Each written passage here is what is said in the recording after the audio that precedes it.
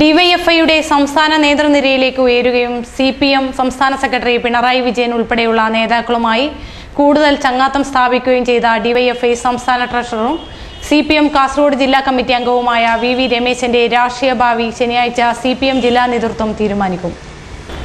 മകൾക്ക് പാർട്ടി തത്വങ്ങൾ മറികടന്ന് വഴിവിട്ട മാർഗത്തിലൂടെ 50 ലക്ഷം രൂപയെങ്കിലും ചെലവിടേണ്ടി വരുന്ന MBBS സീറ്റ് NRI കോട്ടയിൽ പരിയാരം സഹകരണ മെഡിക്കൽ കോളേജിൽ നിന്ന് തരപ്പെടുത്തി രാഷ്ട്രീയ വിവാദത്തിലകപ്പെട്ട വി രമേശനെതിരെ ഈ വിവാദത്തിൽ കർശനമായ അച്ചടക്ക നടപടികൾ സ്വീകരിക്കാൻ CPM നേതൃത്വം മുന്നോട്ട് വന്നിട്ടുണ്ട്.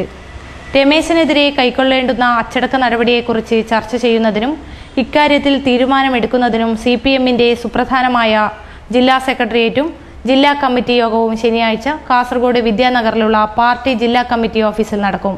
രമേശൻ വിഷയത്തിൽ സംസ്ഥാന നേതൃത്വം കൈക്കൊണ്ട നിലപാടുകൾ പാർട്ടി പോളിറ്റ് ബ്യൂറോ അംഗം കോടിയേരി ബാലകൃഷ്ണൻ തന്നെ ശനിയാഴ്ച നടക്കുന്ന 2 യോഗങ്ങളിലും റിപ്പോർട്ട് ചെയ്യുമെന്ന സവിശേഷത കൂടി ഈ വിവാദത്തിന്റെ ബാക്കി പത്രമാണ്. കാസർഗോഡ് ജില്ലയിലെ പാർട്ടിയുടെ ചരിത്രത്തിൽ രമേശനിലൂടെ കടുത്ത പ്രതിസന്ധിയാണ് CPM നേരിട്ടിട്ടുള്ളതെന്ന് വ്യക്തം. പാർട്ടി കേന്ദ്ര കമ്മിറ്റി അംഗവും ലോക്സഭാ ഉപനേതാവുമായ P. കരുണാകരൻ MP-യും കോടിയേരിക്കൊപ്പം നാളെ ഒരു പകൽ മുഴുവൻ നീണ്ടു നിൽക്കുമെന്ന് കരുതുന്ന സെക്രട്ടേറിയറ്റ് ജില്ലാ കമ്മിറ്റി യോഗങ്ങളിൽ സംബന്ധിക്കും. രമേശനെതിരെ കടുത്ത നടപടിക്കുള്ള സാധ്യതയാണ് തെളിഞ്ഞുവരുന്നത്. ഒരുപക്ഷെ രമേശന്റെ രാഷ്ട്രീയ ഭാവിയിൽ ഇരുൾ പരത്തുന്ന തീരുമാനങ്ങൾ രാഷ്ട്രീയ നിരീക്ഷകർ പ്രതീക്ഷിക്കുന്നു. രമേശനെ പാർട്ടി ജില്ലാ കമ്മിറ്റി അംഗത്വത്തിൽ നിന്നും സസ്പെൻഡ് ചെയ്യാനോ കീഴ്ഘടകത്തിലേക്ക് തരം താഴ്ത്താനോ സാധ്യതയുണ്ടെന്നാണ് സൂചന. ജില്ലാ കമ്മിറ്റി അംഗങ്ങളിൽ മിക്കവരും രമേശന്റെ നടപടിയെ നിശിതമായാണ് വിമർശിച്ചു വരുന്നത്.